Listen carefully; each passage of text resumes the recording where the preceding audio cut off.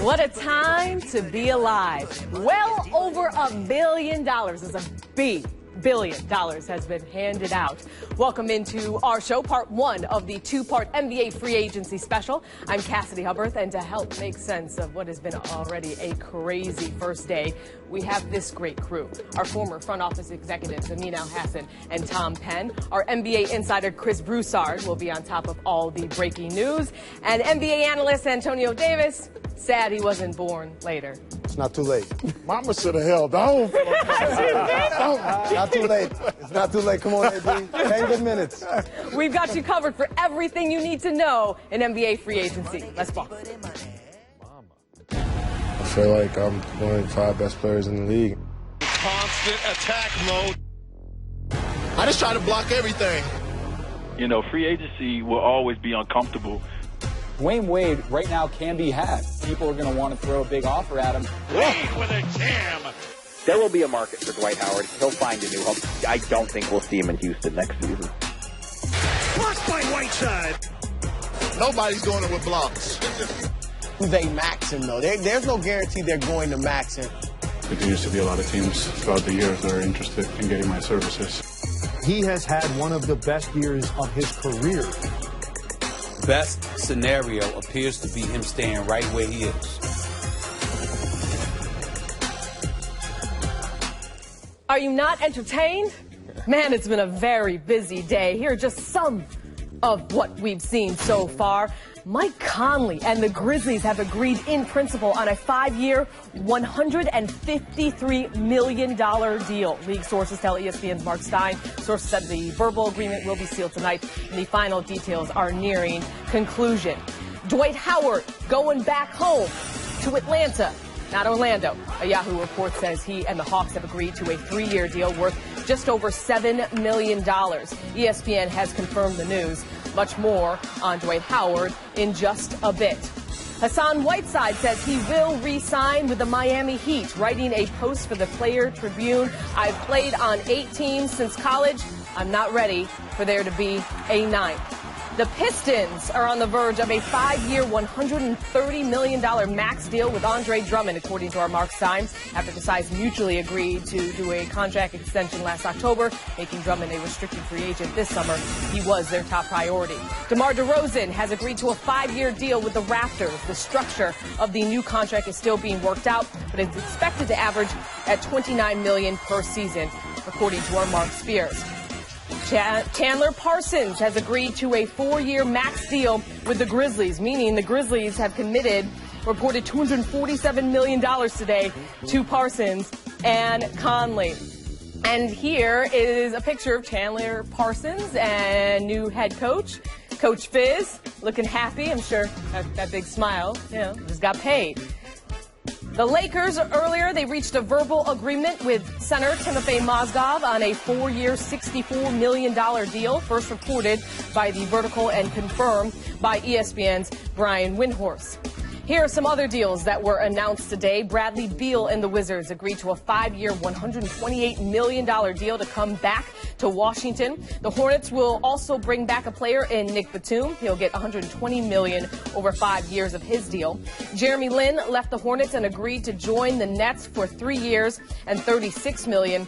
And the Magic added DJ Augustine to their backcourt. Now, here are the main rules for NBA free agency. July 1st is the day where teams can start negotiating deals with free agents, and we've seen a lot of that today. However, due to the moratorium, players are not allowed to officially sign until July 7th. Now, teams with available cap room can use that to go after any of the available players. Now, a couple of other deals. Jeff Green to the Magic and Matthew Dellavedova, a restricted free agent, to the Bucks. But we will get to Kevin Durant, who is the prize free agent, in just a bit. But we need to talk about all those deals that I just went through, starting with Dwight Howard. And what more are you hearing about how that deal got done? Well, look, he wanted to go home. Dwight wanted to go somewhere where he would be loved. Look, the last few years, he's been looking for love in all the wrong places. The Atlanta native wanted to go home. He never had wanted to go home before. All right, now all of a sudden with his image in tatters, his game arguably in tatters, he was ready to go home. And I think he actually helps them. I think he was right to head back to the Eastern Conference. I think you can argue if Dennis Schroeder pans out the way a lot of people think he could, you could argue that they could be as good as anybody in the Eastern Conference outside of the Cleveland Cavaliers. I've never seen anybody laugh at their own jokes so quickly. That was well played, sir. Well played. I think it depends on what happens with Al Horford here, too. That's the next big question, and one of the big ones that hasn't dropped yet is that Horford's sitting out there, right? And if he goes back, too, it harkens back. They played AAU together, right? No, he played with, I'm not Josh sure. Smith. He played with Josh Smith and Randolph Moore. But that whole notion of bringing two Atlanta guys together, it'd be a nice tandem. It's cool. I agree. Yeah. I don't know, because I kind of feel like if you have Horford and you have Millsap and you have Howard, one of those guys isn't starting. And so this, to me, I don't know, I'm just educated guess. It looks like the Hawks are moving on from Al Horford and going with the Dwight Howard-Paul Millsap pairing. Well, AD, when it comes to Dwight, we know he's a controversial player. Explain what he still has left in the tank. Well, he's still a big body, a guy that, you know, the Hawks can definitely need. If you don't have a Al Horford, or even if you do have an Al Horford, this guy's a guy that can rebound the basketball. You have got to put a body on him. And it's not just one guy. It has to be a couple guys. In this instance, if you don't have good position, he's one that can finish around the rim with that strong body. And then the other thing that he brings is he understands how to catch lobs. Here he's not a post-up guy, so he knows he has to catch lobs above the rim, which once again, if Schroeder improves, we'll see that.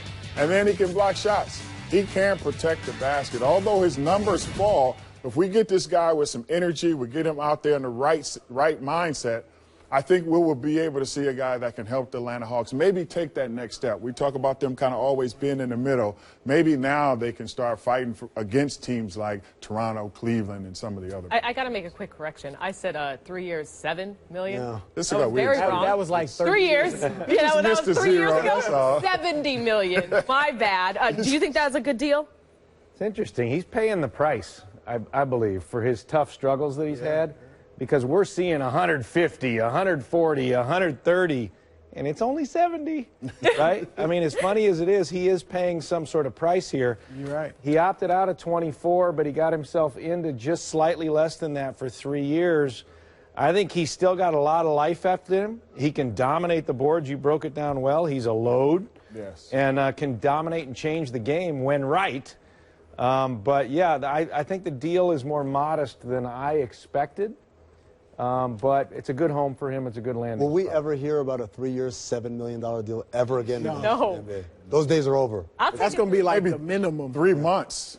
Yes, exactly. I think what's interesting, though, is Atlanta going to change the way it plays? I mean, obviously they were a strong defensive team, and that'll be fine. But offensively, they want to do a lot of, flow, pace and flow and stuff like that. And he doesn't really fit that. And when the talk first began months ago that Dwight wanted to go back to Atlanta, the thinking was that Mike Budenholzer, and this from a lot of people around the league and around that team, was that he didn't want him because he didn't feel like he fit their style of play. So it looks like now they're going to make an adjustment and kind of go with something that's at least more beneficial to Dwight, maybe more half court. Well, the question becomes, can he adjust? Can he stop trying to be a ball stopper, a low post guy, and like Antonio said, do the stuff that you're good at. Pick and roll. He's an excellent pick and roll player and has been even through the injuries. If he can adjust to that and accept that, then I think he'll be fine. We saw in a couple of my breakdowns here, you have him doing more lobs. And when he rolls to the basket, you're going to have to put a body on him. So it sucks guys in. Now you put a couple shooters in the corner. You have a good point guard in Schroeder, who's a bigger guard. Yeah. Now maybe you have something that they didn't have. Look, Dwight may not be the force that he used to be, but he's still very, very good. Yeah. He's averaged 10 points per game and 10 rebounds per game in all 12 of his NBA seasons. That's tied for the 4th longest such streak in NBA history, trailing only Wilt Chamberlain, Tim Duncan, and Shaq. So a lot of names falling already, but we're waiting on that big name. A lot of Hall of Famers there. when I hear him talk about, and this is a basketball decision, I almost hear him saying, I'm re-signing with the Thunder. I think Kevin Durant was a Warrior. Life would be so much easier for him. If KD was to leave, it'd be so much bad blood, and I don't think he would want to do that to the fans of OKC. Just being around great people, being in a great basketball environment, that's all I really care about. Where, oh, where will KD go? Reportedly, he's allowed 6 cool kids, cool teams to meet with him and make a pitch. The Thunder, Warriors, Spurs, Clippers, Heat, and Celtics. What's the latest on all the pitch meetings in the Hamptons? Well, today he met with Golden State, and Golden State sent out a ton of guys. You know, Joe Lacob, the owner, Steve Kerr, the coach, Bob Myers, the general manager, a few other executives, and then 4 players, their top 4 players, Steph, Clay, Draymond, and Andre Iguodala. And that's important because KD has a great relationship with Draymond and Iguodala and a lot of respect for Steph. So I think to have those guys there to talk to him about, we want you. We need you. Yeah. There's not going to be any ego. Don't worry about whose team it is, who's going to get the most shots. We want you to come help us regain the championship. And maybe there was even talk about, you know, this isn't just about one title. This is about a few titles. I'm not going to go with the not 2, not 3, not 4, but that certainly would be possible. What I was told by people that know what went on in the meeting is that they couldn't really get a read on KD as far as where he was leaning. They thought it went well, but they couldn't get a feel for what he's thinking. And to be honest, people in OKC said the same thing about their meeting, that it was, you know, and they said, look, he's not going to have a bad meeting. This is like a college recruiting trip. So every meeting probably will go well. But no one that's met with him thus far has been able to get a gauge on where he's leaning. He may be meeting with the Clippers as we speak. That was scheduled for today as well. There are a few franchise players who can really change your team, and KD is definitely one of them. Why is he so special? You know, everybody knows the guy can score, but at 6'10", 6'11", the different ways he can score, what he brings to your team, once again, can put you over the top. Right here we see not 1, not 2, not 3, not 4, but 5 guys. He's going to dribble through, change direction, big strides, and get to the basket.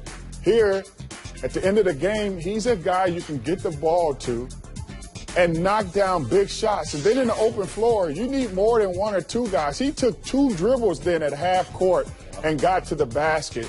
So he's a guy, not just during the regular season, but in the playoffs and big-time moments, you can get him the basketball. He can draw double teams. When Westbrook was out, he almost averaged a triple-double. He can pass the ball. He's unselfish. So he can fit into really any situation you give him. My wife and I were having a little bit of an argument. Well, he can't go to the Warriors. It's not enough shots. Well, listen, this guy can pass the ball, and I think now he's willing to take a step back and take a less of a role in order to win some basketball games. But when you need him, as the Warriors saw, you need weapons in the finals, he's going to be there to give you another weapon.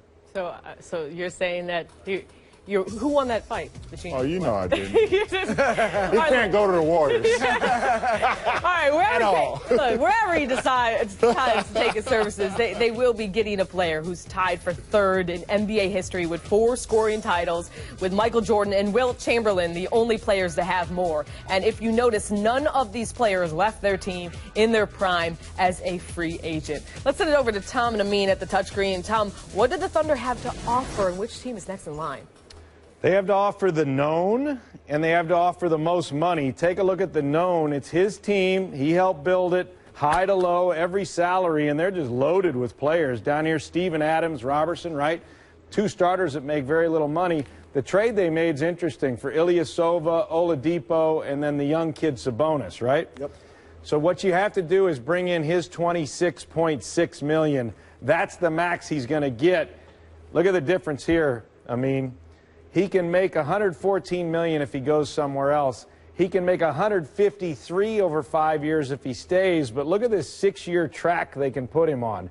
$230 million if he does one of these 1-year deals, and then a 5-year. What do you think he's going to do? I think absolutely the 1-year deal is going to be in play for him, regardless of whether he stays or goes. But, Tom, as you know, it's a lot easier for Oklahoma City to say, okay, we'll give you 1 year, because they don't have to give anything up to get that. If you're the Warriors, the Spurs, the Heat, any one of these other teams, You give him a 1-year deal, you're doing some surgery there, getting rid of guys for only 1 year guaranteed. You're running a risk there. Now, we wonder if they're talking about some surgery to go ahead and make this interesting and get Al Horford. Because if they want to get Al Horford, they're going to have to trade some guys away. They're going to bring him in as a center at a big number. And when they bring Horford in to make room for his 26.6, that means they got to start waiving guys, or not waiving or trading. So they'd trade away Cantor. They'd trade away Ilyasova before he even got there. Singler, he'd probably have to leave. We're getting here closer. We got to get Green. And then Anthony Morrow's deal could go away as well. So in order to get to this level of something different, and Hal Horford's been in the play, what do you think of this, to give all this up to make that happen? Well, we know from Brian Windhorst that they've been feverishly on the phones trying to shop these guys, and there's a reason, because if you can bring Al Horford and Kevin Durant back into the fold, now you've got a team that rivals, I think, the Golden State Warriors, at least on paper, talent-wise. Okay, let's talk about those Warriors, because they're the biggest threat. Say we go to the Warriors and show what they can do to get Kevin Durant here. $17 million in room, assuming they give up their small forward in Harrison Barnes and Festus Ezeli. So if those guys are giving up, you look at this, they got to get to 26.6. It's really pretty easy. Trade away Andrew Bogut and his $11 million, and voila, you got it. Kevin Durant can come in here and join that. It's that simple. What do you think of that? Well, you know, the funny thing is there are teams that are still looking for a rim-protecting big, and Andrew Bogut, although he had that little injury during the finals, he'll still be in demand, if you talk about a center, for only $11 million. Got it. So the Warriors are the biggest threat, Cass. You know, it comes down to the people. Does he want to be with this crew? Does he want to be with the other crew? And then, oh, yeah, don't forget that money, too, because he can make a lot either way. Who would have thought the Hamptons would be the center of the NBA free agency world this weekend? Happy 4th of July. All right, coming up, how Hassan Whiteside may be giving new meaning to keep it in 100, but what his new monster deal means for some of his teammates. That's next. I see a lot of guys in the NBA getting triple-doubles with assists. Nobody's doing it with blocks.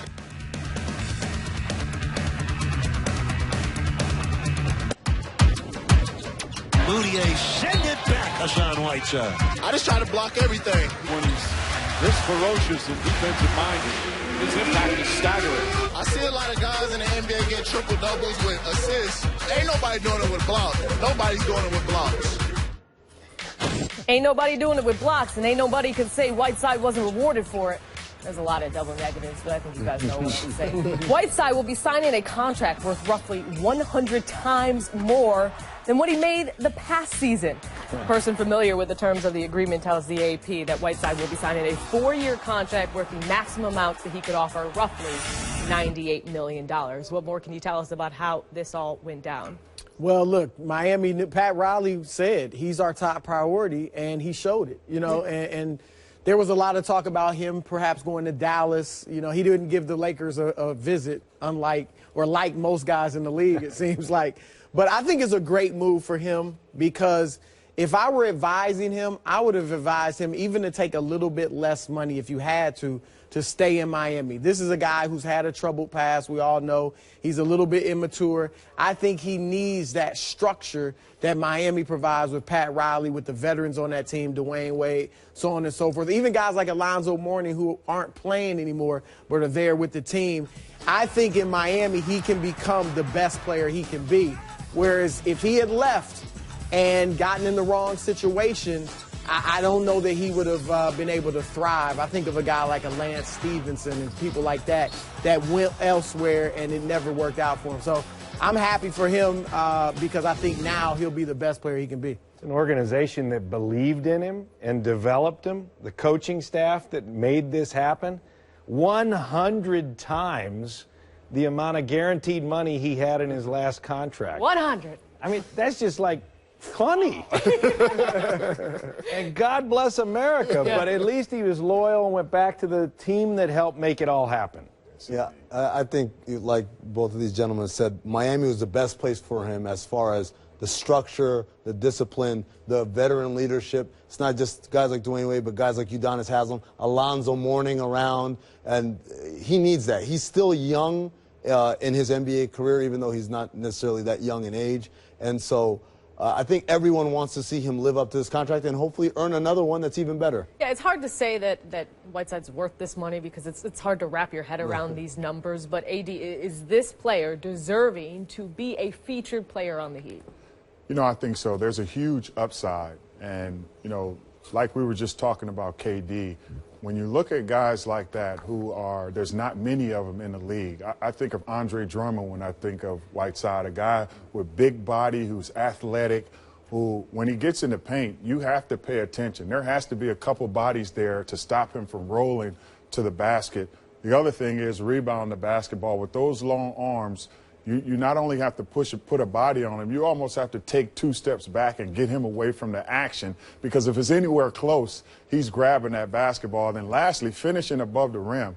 You know, a lot of times I saw Dwyane Wade look like a true Chris Paul or something like that, just because he kept his eye on him and just flicked the ball up anywhere, and big fella's going to go get it. And then if I'm a shooter, I love it, because once again, everybody's sinking into the paint. I can click my heels, get my wrist ready, let that thing go, and knock down shots. So he brings more value than you see actually on paper in stats. He does a lot of different things that doesn't show up, but he's such a huge value. And yeah, if Chris Bosh come back, this team is going to be crazy good. And he came up. He really improved over the year. He sure came up. A lot. Well, he came up definitely.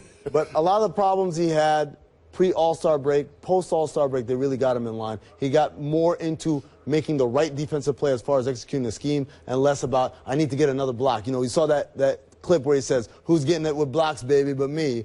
That was early in the season when he was chasing blocks, to why he started to figure out how to play the right way. Yeah, and the team rewarded him for it. So the Heat got one big-name free agent down. Another big-name free agent, Dwyane Wade, tweeting this: "Big congrats to Hassan Whiteside. Your dedication and hard work to the game has finally paid off." And look at this hashtag. Can I borrow $5? Just $5. Just $5? Look, let's send it back over to Tom and Amin. What does Whiteside's max deal mean for D. Wade and the Heat's chances at KD? Really interesting question. Pat Riley solved the first challenge, the one that was immediate. They had $41 million in room going into today, and they give Whiteside the full boat, that 22.2. And just to look at it another way, look at that. In his first 4 seasons, 3.2. In 12 games, he's going to make 3.2. God bless America. I love it. Okay, so come back to Dwyane Wade. So Dwyane Wade comes in here. We put $22 million in here. Last year he made what, 20? 20. So he's sitting at 20. I mean, let's just for a second park him at 20 and just not even give him a raise. He's never been the highest paid player on the league. Now, Cass, you asked the question, what's that mean for the pursuit of Kevin Durant? Well, they don't have enough room, right? They got to get to 26.6, as we've talked about. So we just go down here and start the trade machine going, where they send them all off. I think they could send Dragic somewhere. Do you? I absolutely think Dragic has a market. How about Josh McRoberts? At $6 million, definitely has a market. Okay, we're going to keep Wade. We're going to keep him, right? We're going to try and keep him, but, you know, if you can get Kevin Durant, I'm sorry, Justice Winslow. Really? You'd give him If Kevin Durant's on the table, then you have to make tough decisions. I want to keep him, and I want to do the rest of this. I'm sure Pat Riley would love to keep him. Now we come back to Kevin Durant, and we say, okay, Kevin, we don't quite have room for you yet, so sorry, Dwyane. We're going to come renegotiate with you again, like you've done every other year, and we got to tick you down. You got to take, like, what, $14 million. Do you think he'll do it for the cause? Well, I'll say this, Tom. Ethan Skolnick of the Miami Herald reported that Hassan Whiteside is amenable to adjusting his number as well, if it means that Kevin Durant's going to be a part of the Miami Heat. Okay. So we might be able to squeeze a couple $4 or $5 million out of this, but the number one giver still in Miami is this guy, Dwyane Wade. He's given so much back, Cassidy, over the years. He initially gave the money to get the big three together. Then he gave again after LeBron left to keep things going, bring Luol Deng in. And they're asking him, I guess, to do it again. And might he go elsewhere? That's the big question for the next 48 hours. They'll build a statue for you, Dwyane. Yeah. They'll build statues all around Biscayne Bay. Yeah, that's great. So back to you. Statues, money, I don't know. That's a hard decision right there. But look, hey, we talked earlier, Tom mentioned Dwight Howard's deal was quote-unquote, small in comparison to what's going on. But look at the numbers side by side between Whiteside and Howard. Near identical numbers in terms of games played, points and rebounds per game, and field goal percentage. The only real difference is that Whiteside came off the bench for 30 games. Now, coming up, I guess you can't call Mike Conley underrated anymore, because we'll have more details on the richest deal in NBA history for the Grizzlies point guard. That's ahead on the NBA free agency special. Don't go anywhere.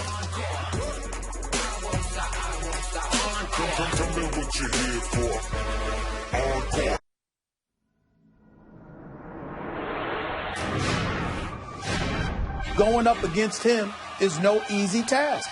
Conley makes an incredible shot. Mike Conley is our floor leader. He's our floor general. Bring it up. Put 3 on the board. Mike Conley is that Grizzly guard that you fear the most. Underrated no more. Mike Conley and the Memphis Grizzlies have agreed in principle on a 5-year, $153 million deal. League sources tell ESPN's Mark Stein. Per research, this is the richest contract in total value in NBA history. So, staying with the Grizzlies, did he meet with any other teams, or did he just see this price tag? He met with Dallas. He met with Dallas. Wants to sign Whiteside, decided he was going to stay in Miami. I think that really killed any chance that the Mavericks had. And for Conley and his camp all along, it was about getting that 5th year. Mm-hmm. That was, I mean, they got both, but that was, people I talked to implied that may be even more important than the actual max, was getting that 5th year and that security. Obviously, he got it. And look, I don't think he's a max player, but Chandler Parsons is not a max player. A lot of guys that are going to get the max. Al Horford, I don't believe are max players, but hey, it's a great market. And I think it was an essential signing for the Grizzlies. So you talk about his camp. His camp is his dad, his agent, the great Olympian, right, Mike Conley. So congratulations to the Conley family. $153 million in Memphis. Antonio, in Memphis, Tennessee. It goes triple. It goes triple. It stretches in there. Look, I lived in Memphis. I know the Conleys well, and I'm really happy for him because it's another one of these stay-home stories. He grew and evolved there as a player. And the happiest person in the world is Marc Gasol.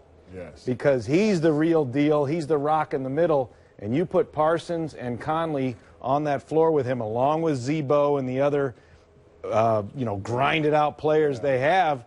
Yeah. They're right there in the mix in the West. This is really interesting. I'm going to disagree with Chris, and I think Mike Conley is a max player because of several things. First of all, I think he's been one of the best point guards in the league last few years. It's just he happens to be in a Western Conference with a lot of big-name star power at the guard positions. But more importantly than that, if they didn't lock him up, if they lose him, there are no other point guards on the market. Mm-hmm. No, they had to lock him up. That was more about irreplaceability probably than anything else. And for that reason, they needed to pay that. But when hearing that the 5th year was the most important part, kind of like, oh, we didn't have to pay that much? What skill set does Conley bring? I mean, some of the obvious stuff, but the fact that he, and I agree, if you don't have him out there, to me, he is a top-tier point guard. He leads the team. I think he's a great passer. He's a good defender. He's going to knock down big shots. He's not scared of those big moments. And then you just see the way that he's active and savvy. I think those are a lot of things that get overshadowed when you have a Damian Lillard, a Chris Paul, a Westbrook, guys like that. If this guy was in the East, we'd be talking about him all the time. Every year. He'd be unbelievable. But this is a great pickup for them. Now they can start rebuilding a Memphis team that gets hurt and then they still make the playoffs. Now they regroup. This is one of those things. That's why I keep saying you can't always go to this tanking thing and get to the bottom. Sometimes you got to weather a little bit of a storm, get guys back together, get them healthy, and head in the right direction. But as a front office member, are you nervous or concerned about committing this much money to someone who's had a lot of injury problems? Always, when there's injury problems, you get concerned because there's more of a chance of a recurrence, or it happens in the other leg or whatever it might be. But, you know, you got to take your chances. He's been rugged. Otherwise, he's not a high flyer.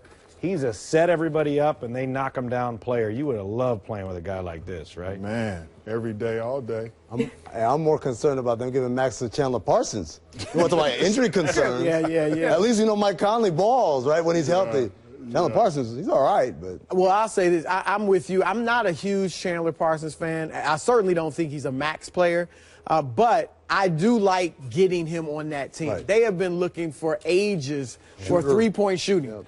And now you've got him. If Zebo has much left, you know Gasol's going to play well. You know Conley, if he's healthy, is going to play well. Now you add Parsons in there if he can stay on the court. I don't think they're an elite team in the West. But I do think they're a fifth seed-ish type team, which is about what they were this year, but they're better. Yeah. I think they could spoil it for somebody in the Western Conference playoffs. But what it does, if you're going to play those two bigs or have an opportunity to play those two bigs, you got to have guys who can stretch the floor. Yeah. That's why it didn't work and it started to diminish in Memphis, because if you can't spread that floor and Zebo can work, they can't go high-low. You can play a little bit more zone and pack it in, let everybody shoot the basketball. It doesn't work. So Zebo now is the one who's happy as I don't know what. He'll thank Parsons if he hit a shot or two. They'll be a better team. They'll still be in that middle of the pack, but I think they'll be better at competing against those top levels. The one thing I'll say about being in the middle of the pack, remember, Portland was a middle of the pack team, and they're playing the Clippers. Chris Paul gets hurt, Blake Griffin gets hurt, you win a playoff series.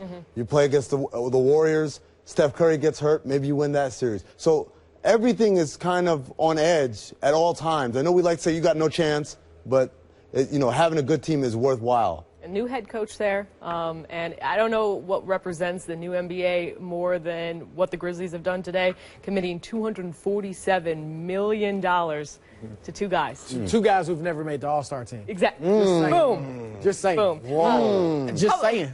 Coming up, All-Star, DeMar DeRozan, why stiff arm the Lakers and decided to stay home, or actually stay in the 6. Stiff arm his former home.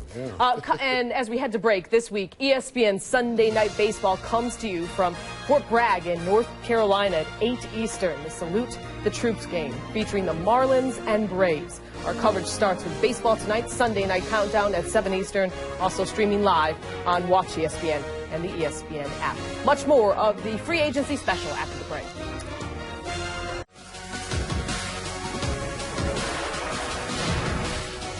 This always been home to me. I took pride in putting on this Toronto Raptors jersey since I've been drafted here. DeMar DeRozan, to me, is the face of that franchise. DeRozan up at the rim, and the dishes go down. I don't put no limits on myself. Every time I come in the gym, I feel like I get better.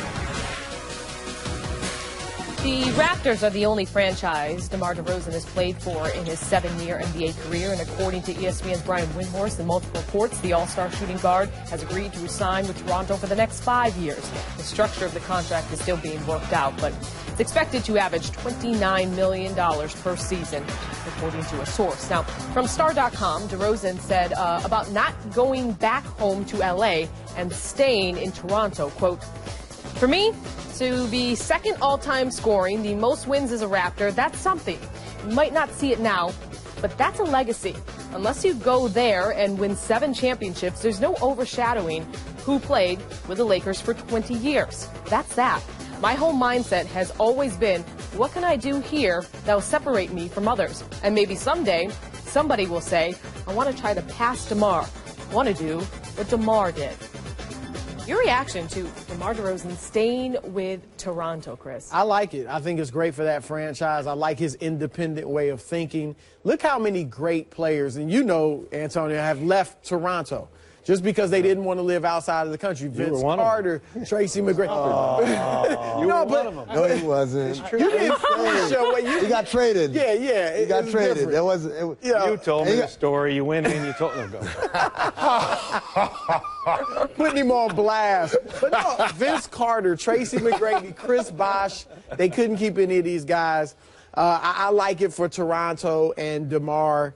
You know, he was just one of many guys to stiff the Lakers. Keep it real, AD. But no, at the time, listen, I will say this. It was very difficult to keep guys who had families and all that because, I mean, your wife, your kids really couldn't do anything up there. Now with the internet, you know, people can go to school online. Your kids can do different things. It was just a whole nother ball game. Now, after being up there 20 years, the organization has, you know, plans for guys to stay up there longer periods of time.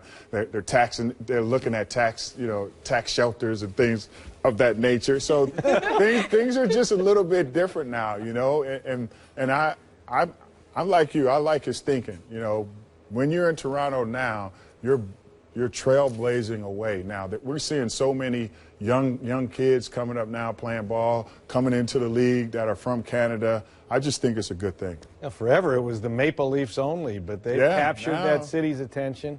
Yeah. You see the rallies for every playoff game. And you're somebody there. You're somebody special in a special situation. So good thing. I think it's actually National Canada Day, which I don't know if that makes sense. It is Canada Day, yes. Canada Day. I would sing that for y'all, but I'm not. So there you go. DeRozan, he'll try to work on making the most, on his agreed deal. And he set some pretty big standards for himself last season. He set career highs in points per game, PER, and win shares. He also led the Raptors to the playoffs in each of the last 3 seasons. Let's send it back over to Tom and Amin on the team that DeRozan passed on, the Lakers, their options, and what they can do from here. Let's take a look at their roster, the 3D lineup version. Here's what they've done. They've declared they're going to develop these young guys, and it starts with Russell, then come over to their next draft pick, Ingram. They're building around these players along with Randall. And who can complement Randall? So you come back to this shooting guard position in Lou Williams. Well, they did the deal with Clarkson to bring him in. So Clarkson is now in the mix, right? And I mean, the re-signing of him is critical, right? Yeah, I actually thought this was a great deal for the Lakers. I know we've had a lot of jokes at their expense over the last 24, 48 hours. But Jordan Clarkson at $50 million for 4 years, excellent deal, excellent value. This is one of their bright spots. He's a good combo guard, plays both sides of the ball. I was really surprised they got him for that low. Okay, let's go to that center position, which when the day started was this, $60 million in cap space. The rest of the help's going to come from free agents. And here he comes, Timothy Moskov. When he comes in at 15, combined with Clarkson, this cap space now drops to $39 million. So they got $39 million left. But tell me what you think about the big man they got for that. I'm getting a little woozy right now. This is the part where I turn to AD and say, are you sure? 10 minutes. Just give me 10. He played 6 minutes a game, AD. 6 minutes a game in the playoffs, and he got a $50 million a year contract offer. I know what the Lakers were trying to do as far as you want to get someone who's going to say yes. You want to get someone who's going to move your program forward, a vet. But you got to do better than Mozgov. All right. I'm not saying you got to go after Durant, but you got to do better than that. So we agree with that, maybe, but at least he's a rock in the middle. It's some player in the middle. $39 million left to spend. You've got restricted free agents, Harrison Barnes, Crabbe, Waiters, Montezumas, Ezeli. That means they could be matched. Or do the Lakers come shop for these unrestricted characters? How about Ryan Anderson, Bazemore, Luol Deng? Pick one of them. Who would you like to join this crew that you think they can get? Well, I think, Tom, we got to highlight the problem. It's not who would I like, it's who would like to come to me. All right. And when you talk about some of these names, Ryan Anderson is going to get his fair share of offers from good teams. Kent Bazemore is going to get his fair share of offers from good teams. Luol Deng, same thing. Eric Gordon is a maybe. All right. Maybe it's Eric Gordon who'll come over. Something. So let's bring Gordon in as an unrestricted free agent, choose that up, and then they're going to have to do the rest around the edges. But for now, for the day, this is what they've done here in Lakerland. It's a rebuilding process, but look, a hometown kid turning you down, you don't even get a meeting with KD. What should Lakers fans be feeling right now? Well, I'll say this. Look, obviously it's a dark time in Lakers history, but they do have. Did I overstate that? That's what I mean. Dun, dun, dun. It is sports-wise, right? Yeah. Okay. But they got some talented young players. It's not like they don't have at least that. I mean, Brandon Ingram may be a star, if not a superstar. You know, D'Angelo Russell, I know a lot of people are down on him, not just for the off-the-court stuff, but his game. I actually like his game. I thought he had a great month or two, late in the season. So this may not be about taking players from elsewhere. This may be about developing your young talent, and eventually, maybe in 2 years or so, you're able to get back in the playoff hunt. Well, I think the other thing, too, is you have to look at it from this standpoint. It's almost with some of these superstars, like if you were in college, we're looking at the facilities, the team, who's going to be there, and all that kind of stuff. And with some of these guys, like Kevin Durant, if you look at LA, it's like, why would I do that? Like, because I heard him make a statement, I just want to have fun. It would not be fun playing in LA right now. So it's just a matter of time before you get these young guys seasoned, they get back in the hunt where they're competitive. Next thing you know, they're close to making the playoffs. And now you have that next tier of guy coming in. And although you might not like Mozgov, it's better to spend that money and get a body that you can use, you know who's going to be there, because who else? If you don't give it to him, who else out there are you going to get? I would have loved to see him go after Biyombo. There's a lot of names out there you could have been aggressive going after. Not a guy who literally did not play towards the second half of the season. I just thought that was just nuts. But I think 9 DMPs in the playoffs. If you hear what all of us here are saying, though, AD, I think I hear this is an important thing. I hear you. And you said it too. All we're saying is there's no quick fix for the Lakers. You got to be patient. At the end of the day, right now, it's about Ingram, Randall, Russell, Clarkson. Those guys grow, and when they get better and win games, then you can start calling the pretty girl and say, hey, you want to go to the prom with me? But right now, you got to go with old reliable. Hey, AD, you can have some fun in L.A. if you got a 10-day contract in this time, huh? Man, I just want to play ball. Just exactly. All right, much more to come on the NBA free agency special. As we head to break, with two of the biggest sporting events happening at the same time, the best way to view them both is on Watch ESPN and the ESPN app. Stream every point from Wimbledon and every match from Euro 2016 on your favorite device. Don't go anywhere. We're back after the break. Free agent guard O.J. Mayo has been dismissed and disqualified from the NBA for a drug program violation. According to the CBA's penalties, a player who tests positives for drugs of abuse will be dismissed and disqualified from the league. The NBA said Mayo is eligible to apply for reinstatement in 2 years.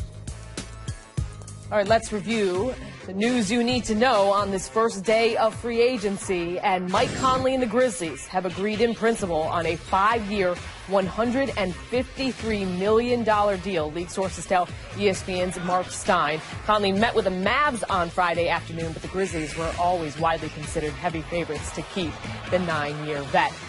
Dwight Howard, his deal is totally guaranteed with no option. $70.5 million over 3 years with the Atlanta Hawks, as first reported by The Vertical and confirmed by ESPN. Howard's deal, as I said, again, all totally guaranteed. Now, Hassan Whiteside says he will re-sign with the Heat. A person familiar with terms of the agreement told the Associated Press that Whiteside will sign a 4-year deal worth the maximum amount the Heat could offer, roughly $98 million. The Pistons are on the verge of a 5-year, $130 million max deal with Andre Drummond, according to our Mark Stein. DeMar DeRozan has agreed to a 5-year deal with the Raptors. The structure of the new contract still being worked out, but it's expected to average at $29 million per season, a source told ESPN's Mark Spears. Forward Chandler Parsons has agreed to a 4-year max deal with the Grizzlies. The deal will be worth a projected $94.8 million, league sources told Tim McMahon. All right, here are a couple of the notable other free agent agreements. Bradley Beal, 5-year, $128 million with the Wizards. Nicholas Batum staying put as well, 5 years, $120 million with the Hornets. Jeremy Lin heading back to New York, but this time with the Brooklyn Nets, 3 years, $36 million. DJ Augustine, 4 years, $29 with the Magic, and not pictured, Matthew Dellavedova to the Bucks. What, you're shaking your head? Because I like how, by the way, $128 million to one guy, $120 million to the other I know. Guy. Like, by the way. What do you do now? Like, I'm warped. I don't even know. This day has changed me. Okay, let's go rapid fire here. You guys affected at all? Okay. Let's go through all of these actions. I just ran through a list of agreements. What would you say has been the worst deal so far in day one? I'm going to say Timothy Mozgov, 4 years, $64 million. Not that I don't like him as a player, but I want, in addition to the overpaid money, I just wonder if he fits Luke Walton wanting to play like Golden State and all that. When I woke up and saw Timothy Mozgov as the first thing, and that's what we talked about at 7 a.m. on SportsCenter, I couldn't believe it. I still can't. How'd they get to 64? You told me 54 couldn't get it done? 44, you would have said, no way. Mozgov for me. Y'all hating on the big guy. Yeah, don't do that. Give us someone. He's the lawyer. He's the Johnny Cochran of big man. No. It is, though. Mozgov, that's bad, dude. But I do understand it, though. I mean, if you're going to spend the money and get someone there, I don't see that it's. You're too nice. Okay, here. Let's be nice now. What's been the best deal? Defending big guys. What's been the best deal? All right, I'm gonna give you a big guy. I'm gonna say Dwight Howard because 3 years, $23 million per year. I mean, that's going to be like pennies next year, you know, when the cap goes up to about $110 million. So this deal is never really going to look bad. It's never going to be one of those cumbersome deals that, oh, my gosh, I can't wait till we get out from under this contract, even if he doesn't play well. It's just fascinating. From minimum to maximum. It's never happened. 100 times what he made last year. I mean, that Hassan Whiteside, that deal just blows my mind. I love it. Oh, you guys heard me at the touchscreen talk about it. I killed the Lakers for Mozgov, but I give them a lot of credit. I thought Jordan Clarkson was an excellent deal. Yeah. I thought he would get way more, especially considering he's a restricted free agent. Al Jefferson, old man going to Indy, getting it done with the old school game. I think that was a good pickup for them. I think it was a good pickup for them. You know, honestly, feel like Al Jefferson is going to be like, we need to renegotiate this. You guys are terrible at rapid fire, by the way. That was pretty fast. The premier boxing champions Summer Series returns to ESPN and ESPN Deporte Saturday night from Reading, Pennsylvania. Our coverage begins at 9. I said Reading. I'm reading it wrong. Reading, Pennsylvania. Our coverage begins at 9 Eastern. Also streaming live on Watch ESPN and ESPN app.